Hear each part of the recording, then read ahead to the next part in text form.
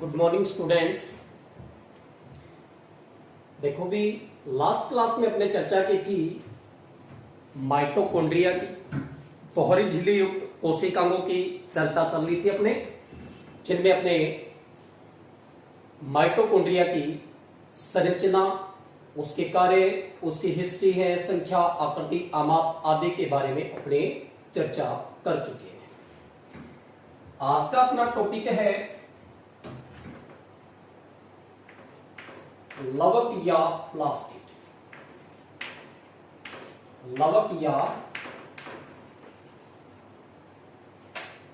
Plastid, तो heading डालें लवक या प्लास्टिड।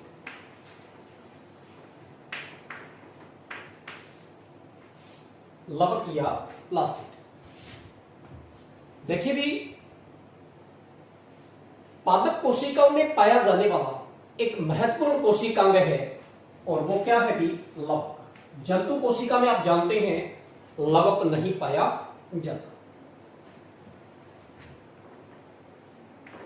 क्या होते हैं लवक या प्लास्टिड? देखिए भी सबसे पहले तो इस शब्द की ही चर्चा करते हैं। प्लास्टिड शब्द जो है ये सबसे पहले सिम्पर ने दिया। किसने दिया? सिम्पर ने दिया। लवक या प्लास्टिड शब्द जो है ये किसने दिया भी? सिम्पर ने दिया। प्लास्टिड शब्द जो है ये किसने दिया? सिम्पर ने। ये प्लास्टिड शब्द जो है ग्रीक भाषा के एक शब्द, ग्रीक भाषा का एक शब्द है जिसका जो क्या है? प्लास्टिकोस। प्लास्टिकोस। प्लास्टिकोस जो है इसका अर्थ होता है भी बनाया हुआ या ढला हुआ। क्या होता है इसका अर्थ? बनाया हुआ या ढला हुआ। तो सबसे पहले तो प्लास्टिड जो है इसकी बात करें तो ये क्या है? एक ग्रीक शब्द प्लास्टिकोस से बना है जिसका अर्थ होता है बनाया हुआ अथवा ढाला हुआ।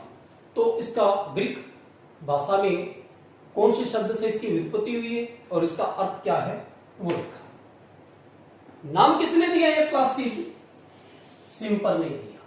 होते क्या है प्लास्टिड या लवक? देखो भी पहले भी अपने कोशिका के, यूकेरियोटिक कोशिका के फ्लो चार्ट में अपने बात कर चुके हैं कि माइटोकॉन्ड्रिया और लवक ऐसे सेल ऑर्गन हैं जो दोहरी झिल्ली युक्त होते हैं। दोहरी झिल्ली युक्त कैसे होते हैं ये?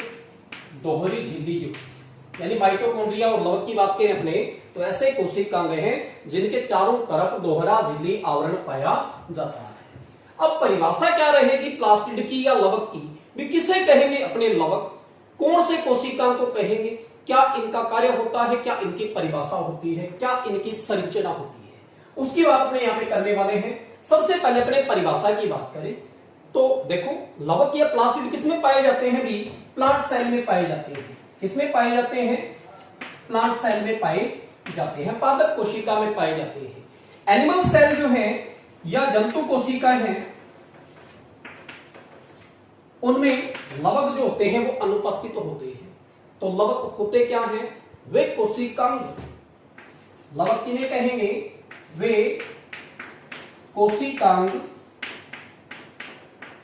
वे कोशिकांग जो पदार्थों का संश्लेषण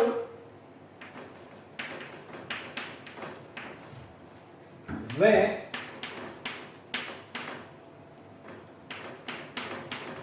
संग्रहण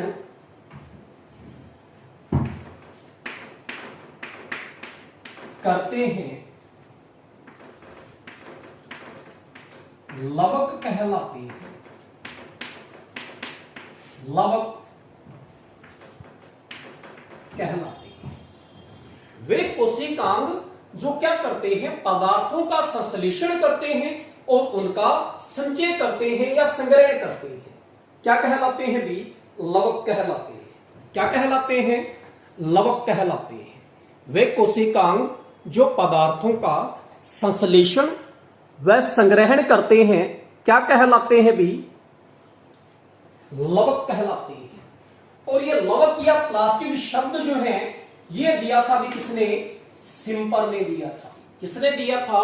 सिम्पर ने दिया था।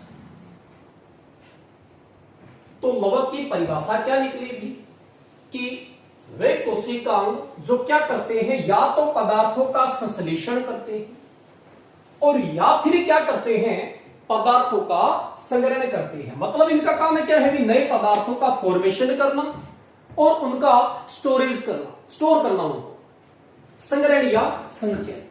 तो पदार्थों का संश्लेषण और संग्रहण करने का कार्य जो कोशिकांग करते हैं वो क्या कहलाते हैं? लवक कहलाते हैं। और लवक जो है ये किसमें पाए जाते हैं भी? प्लांट सेल में पाए जाते हैं। किसमें पाए जाते हैं? प्लांट सेल में पाए जाते हैं। दूसरी बात करें अपने लवकों के प्रकार की, तो हेडिंग डाल देंगे आप टाइप्स ऑफ प्लास्टिड। लवकों के प्रकार। देखिए भी लवक जो है ये रंग के आधार पर, वर्ण के आधार पर 3 प्रकार के होते हैं। कितने प्रकार के? 3 प्रकार के। किसके आधार पर? रंग या वर्ण के आधार पर। रंग या वर्ण के आधार पर। रंग या वर्ण यानी क्रोम, क्रोम से बना है वर्ण, क्रोम का अर्थ होता है वर्ण यानी कि रंग। तो रंग के आधार पर, रंग के आधार पर लवक जो है इनको 3 भागों में बांटा गया है, 3 प्रकारों में बांटा गया है। सबसे पहला अवर्णी लवक। सबसे पहला प्रकार क्या है भी? अवर्णी लवक। दूसरा प्रकार है भी वर्णी लवक। और तीसरा प्रकार है भी जो प्रकाश संश्लेषण के लिए अत्यधिक महत्वपूर्ण है, हरित लवक या क्लोरोप्लास्ट। तो रंग या वर्ण के आधार पर लवकों को 3 प्रकारों में बांटा गया है, अवर्णी लवक, वर्णी लवक और हरित लवक। पहला कौन सा भी? अवर्णी लवक, दूसरा वर्णी लवक और तीसरा हरित लवक। अब इस प्रत्येक प्रकार की अपने चर्चा करते हैं। बीए वर्णी लवक है, अवर्णी लवक है, ये कैसे होते हैं? वर्णी को वर्णी लवक क्यों कहा गया? हरित लवक को हरित लवक क्यों कहा गया? और अवर्णी लवक है, इसको अवर्णी लवक क्यों कहा गया? ये प्रकार जो है ये अपने किसके आधार पे लिए हैं? रंग या वर्ण के आधार पे। तो सबसे पहला प्रकार नोट करें आप, कौन सा भी? अवर्णी लवक। अवर्णी लवक। अवर्णी लवक जो है इनको ल्यूकोप्लास्ट भी कहते हैं। क्या कहते हैं? ल्यूकोप्लास्ट। क्या कहते हैं? ल्यूकोप्लास्ट।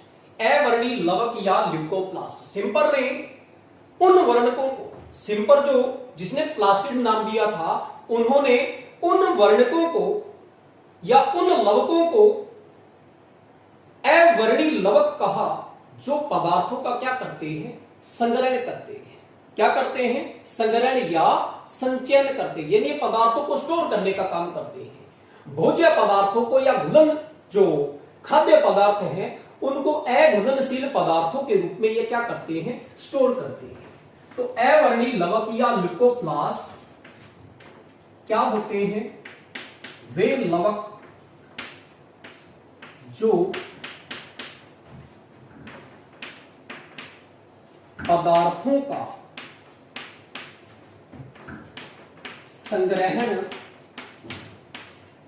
या संचयन करते हैं। संग्रहण या संचयन करते हैं। क्या कहलाते हैं भी? ल्यूकोप्लास्ट कहलाते हैं। क्या कहलाते हैं? ल्यूकोप्लास्ट। और ये ल्यूकोप्लास्ट जो होते हैं कैसे होते हैं भी? रंगहीन होते हैं। कैसे होते हैं ये? रंगहीन होते हैं। कैसे लवक है ये? रंगहीन लवक है। इसीलिए इनको क्या कहते हैं? अवर्णी लवक। वर्ण का मतलब क्या हो गया? रंग। ए जो है ये शब्द के पहले जब लगा होता है यानी उपसर्ग के रूप में होता है तो ए जो होता है वो अर्थ देता है किसका? नहीं का।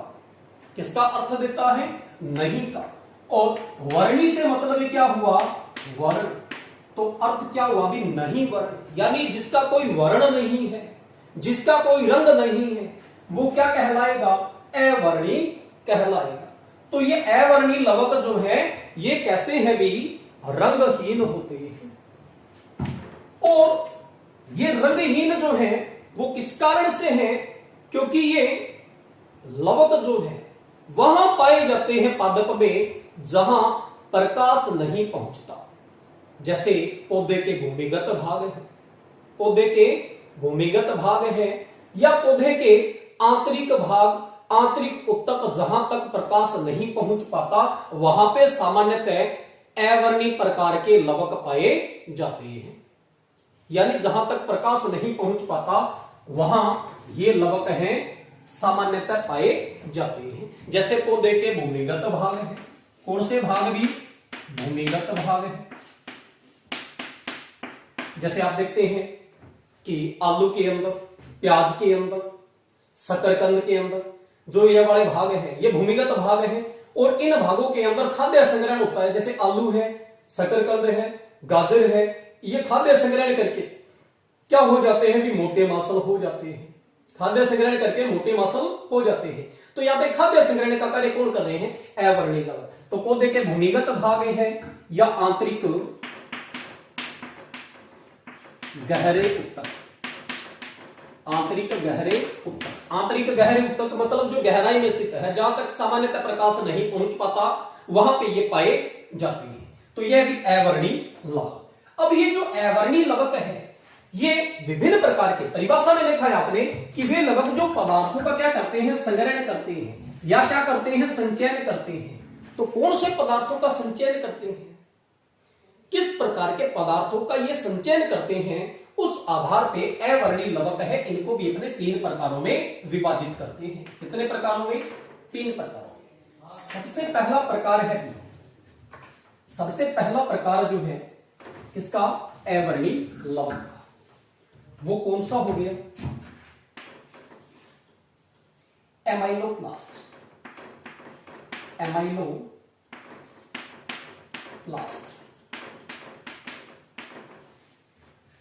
कौन से भी?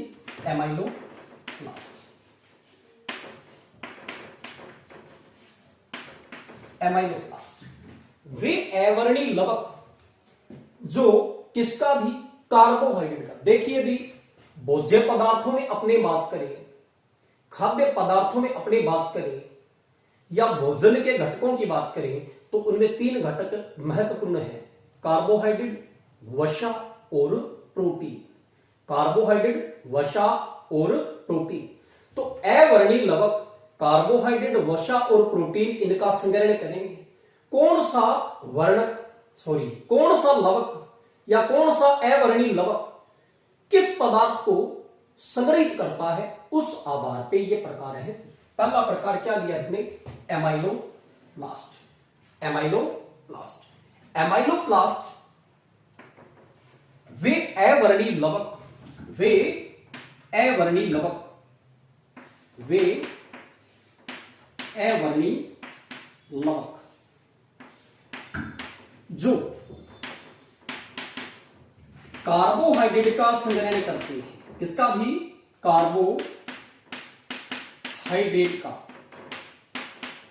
संग्रहण करते हैं। क्या कहलाते हैं? एमाइलोप्लास्ट। क्या कहलाते हैं भी? एमाइलोप्लास्ट। वे अवर्णी लवक जो कार्बोहाइड्रेट का संग्रहण करते हैं क्या कहलाते हैं? एमाइलोप्लास्ट कहलाते हैं। और कार्बोहाइड्रेट का संग्रहण आप जानते हैं, पादपों के अंदर कार्बोहाइड्रेट कौन से पादपों में पाया जाता है? अनाजों में। किसमें भी? अनाज जो है उसमें क्या पाया जाता है? कार्बोहाइड्रेट। तो एग्जाम्पल क्या हो जाएगी? अनाज। अनाज वाले जो पौधे हैं उनके अंदर बीज जो है उनमें किसका भी कार्बोहाइड्रेट का संग्रहण होता है। तो अनाज के बीजों में एमाइलोप्लास्ट पाया जाता है, जैसे गेहूं हो गया, धान हो गया, मक्का हो गया, ज्वार है, बाजरा है। इनमें किसका भी कार्बोहाइड्रेट का संग्रहण होता है। किसका? कार्बोहाइड्रेट का संग्रहण होता है। दूसरा प्रकार लेते हैं अपने, दूसरा प्रकार। अब देखो कार्बोहाइड्रेट का संग्रहण हो गया, अपने भोजन के घटक देखते हैं कौन कौन से हैं। एक तो क्या हो गया? कार्बोहाइड्रेट। दूसरा कौन सा हो गया जी? वसा।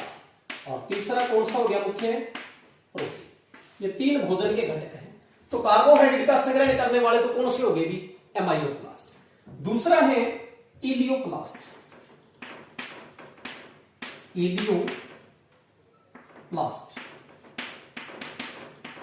देखिए जी, एमाइलोप्लास्ट जो है इनको हिंदी में मंड लवक भी कहते हैं। क्या कहते हैं?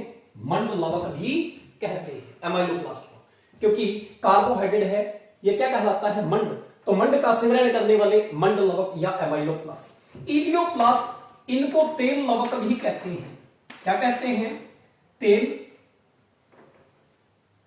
लवक या वसा लवक या इलियोप्लास्ट।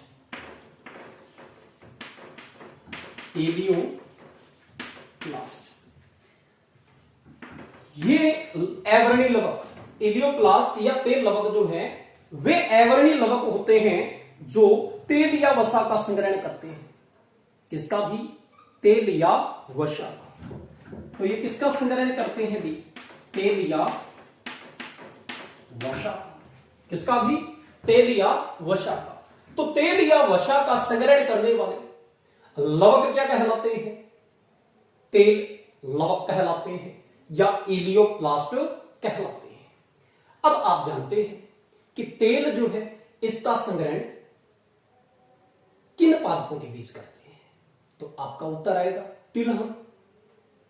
और तेल उत्पादन के लिए, तेल प्राप्त करने के लिए अपने कौन सी फसलें बोते हैं भी? तिलहन बोते हैं। क्या बोते हैं भी? तिलहन बोते हैं। तो इलियोप्लास्ट जो है ये किसमें पाए जाते हैं भी? तिलहन में पाए जाते हैं। किसमें भी? तिलहन फसलों के बीजों में। जैसे अपने बात करें तो तिलहन फसलों में बात करें अपने तो पहला क्या हो गया भी? सरसों। क्या हो गया भी? सरसों। सरसों के अलावा तेल और किससे प्राप्त होता है? तिल से। किससे भी? तिल से। इसके अलावा बात करें अपने अरंडी, तो ये विभिन्न तेल उत्पादक पौधे हैं। तो इनके बीजों में इलियोप्लास्ट लवक पाए जाते हैं जो तेल या वसा का संग्रहण करते हैं। किसका संग्रहण करते हैं? तेल या वसा का संग्रहण करते हैं। किसके बीज भी? तिलहन के बीज। किसके बीज भी? तिलहन के बीज जो है ये तेल या वसा का संग्रहण करते हैं। तीसरे प्रकार का जो अवर्णी लवक है हमारा, वो क्या है भी? देखो, कार्बोहाइड्रेट का संग्रहण करने वाले हो गए एमाइलोप्लास्ट, या मंड का संग्रहण करने वाले मंड लवक या एमाइलोप्लास्ट, वसा का संग्रहण करने वाले तेल लवक या इलियोप्लास्ट, और तीसरा प्रकार कहां से आ जाएगा? प्रोटीन से। तो इसी के नाम से क्या हो जाएगा? प्रोटीनोप्लास्ट। क्या भी? प्रोटीनोप्लास्ट। प्रोटीनोप्लास्ट।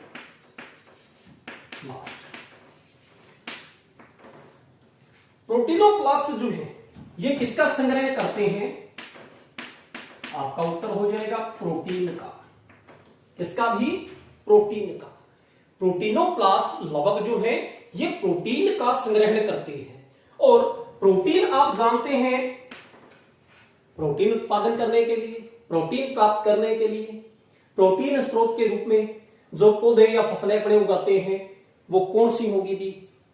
आप जानते हैं, आपका उत्तर आएगा क्या? दलहन। क्या भी? दलहन।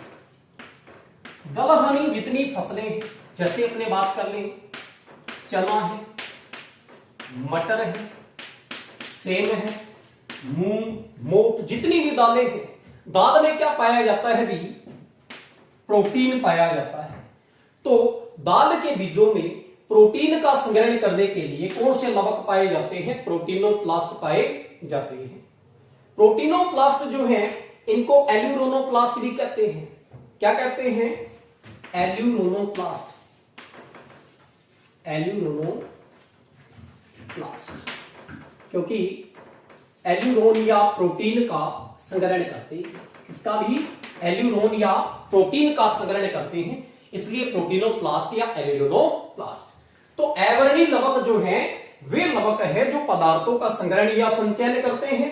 ये सामान्यतः कैसे होते हैं? रंगहीन होते हैं और पादप के गहरे भागों में या गहरे भागों के उत्तकों में पाए जाते हैं, जहां पे प्रकाश कम पहुंचता है या नहीं पहुंचता। संग्रहित पदार्थ के आधार पर, संग्रहित भोज्य पदार्थ के आधार पर इनको फिर आगे 3 प्रकारों में बांटा गया है। मंड लवक या एमाइलोप्लास्ट जो कार्बोहाइड्रेट का संग्रहण करते हैं। किसका भी? कार्बोहाइड्रेट का संग्रहण करते हैं।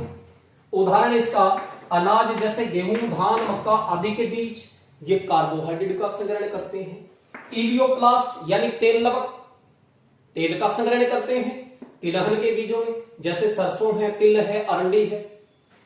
प्रोटीनोप्लास्ट ये प्रोटीन का संचयन करते हैं, संग्रहण करते हैं, और प्रोटीन किसमें भी? दाल में पाई जाती है, दलहनी पौधों के बीजों में पाई जाती है, जैसे चना है, मटर है, सेम है, मूंग है, मोठ है, इनके अंदर पाई जाती है।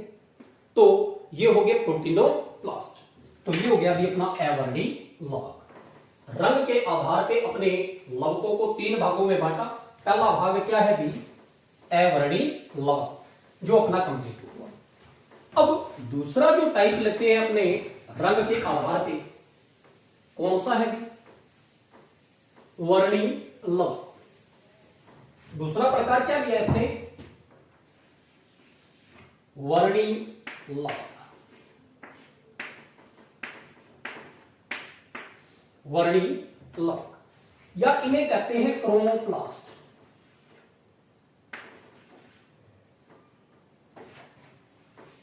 क्या कहते हैं इनको? क्रोमोप्लास्ट।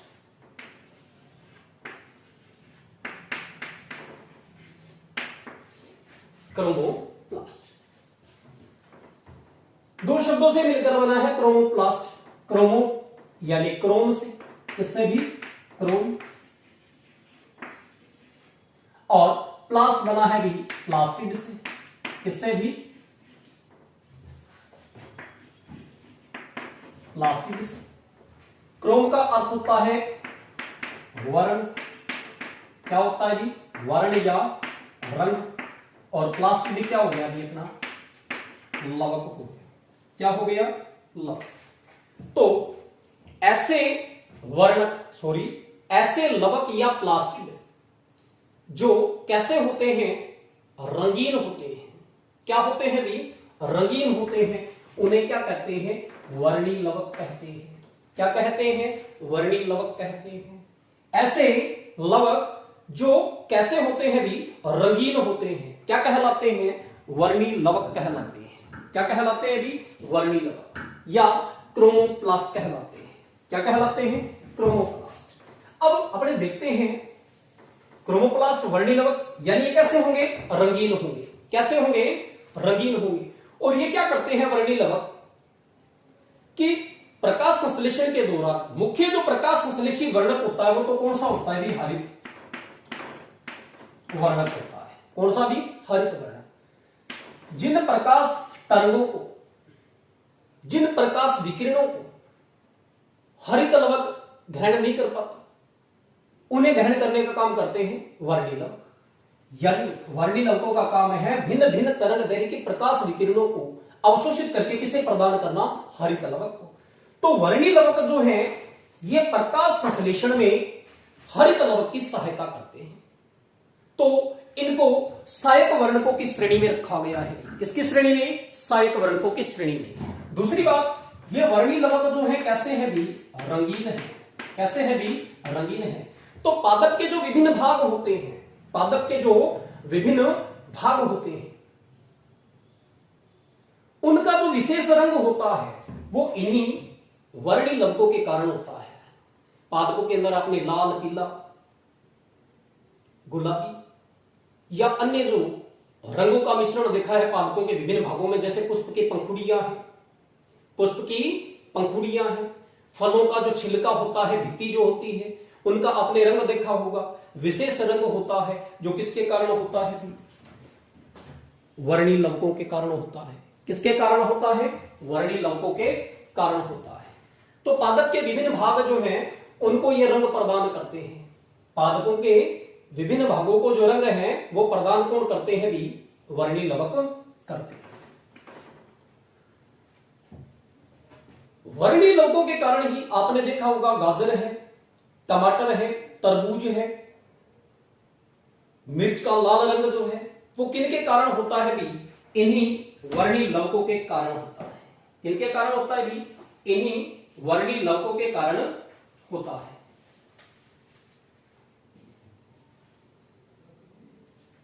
वर्णीय लवकों में अपने बात करें तो कैसे लवक हैं? ये रंगीन लवक है,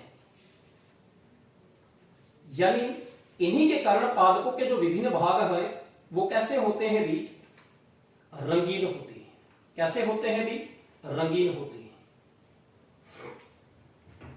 अब ये जो वर्णीय लवक है, अब जो ये वर्णीय लवक है इनके प्रकारों की अपने चर्चा करें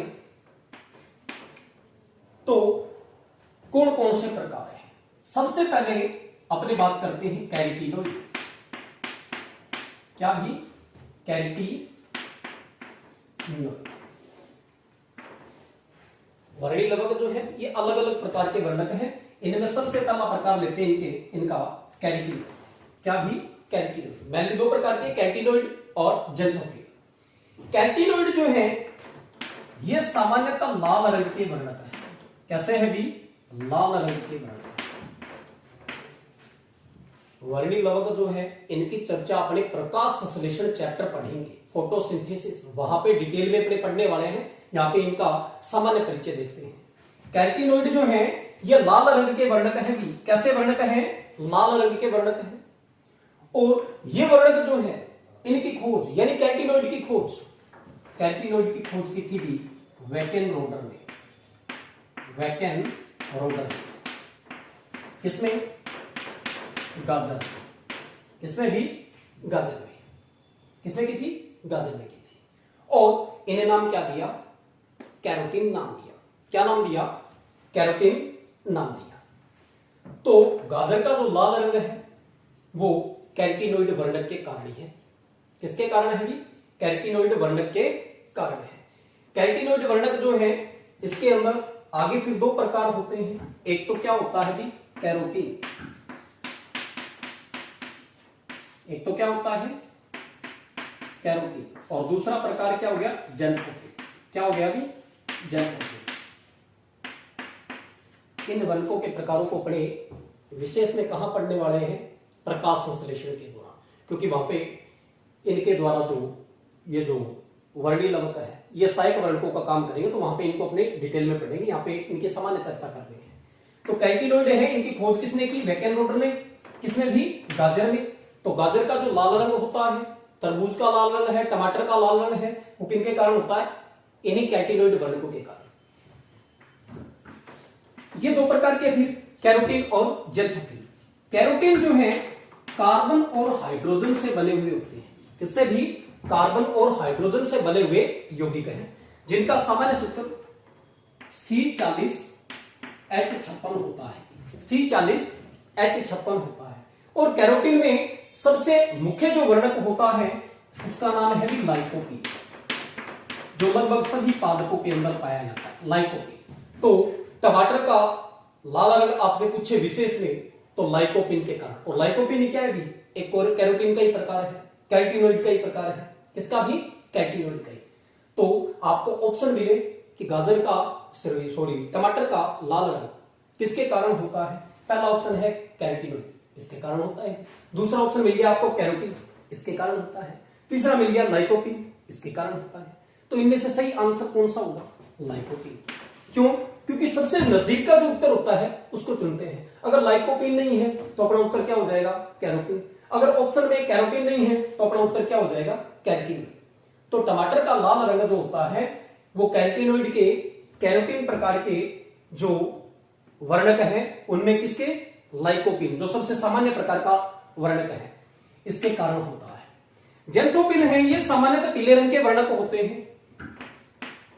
ये देखो कैरोटीन कार्बन और हाइड्रोजन से बने हैं, जबकि जेंथोफिल जो है इनमें कार्बन, हाइड्रोजन, इनके अलावा ऑक्सीजन भी होता है। क्या होता है भी? ऑक्सीजन। और सामान्य सूत्र इसका क्या है भी?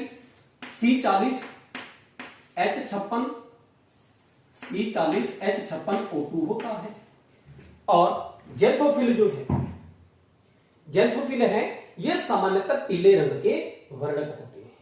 कैसे वर्णक होते हैं? पीले रंग के वर्णक होते हैं।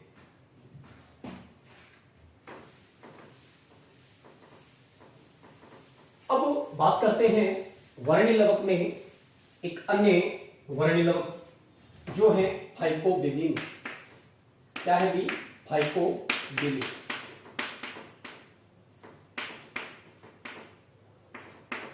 इनकी चर्चा अपने वहां पे प्रकाश संश्लेषण में डिटेल में करने वाली है।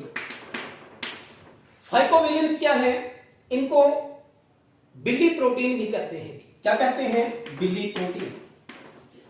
बिली प्रोटीन, क्योंकि ये प्रोटीन के साथ तो दृढ़ता से बंधे होते हैं। प्रोटीन के साथ दृढ़ता से बंधे होने के कारण इनको बिली प्रोटीन के नाम से भी जाना जाता है। फाइकोबिलिन्स जो है ये सामान्यतः पाए जाते हैं भी किसमें? सेवालों। इसमें सेवालों। ये भी दो प्रकार के होते हैं भी। कितने प्रकार के? दो प्रकार के। एक तो R phycoerythrin, R phycoerythrin, और दूसरा है R phycocyanin. R phycoerythrin, R phycocyanin. R phycoerythrin लाल रंग का वर्णक है और आर फाइको साइनिन नीले रंग के रंग का वर्णक है। ये लाल शैवालों में पाया जाता है, रोडोफाइसी वर्ग के शैवालों में एरिथ्रीन, और आर फाइको साइनिन साइनोफाइसी वर्ग के शैवाल जो है नीले शैवालों में पाया जाता है। तो ये हो गए भी अपने वर्णिलवक। तीसरा प्रकार है भी रंग के आधार पे हरित लवक। क्या भी? हरित लवक। और हरित लवक की चर्चा करने वाले अपने नेक्स्ट क्लास में। तब तक के लिए धन्यवाद। Have a nice day.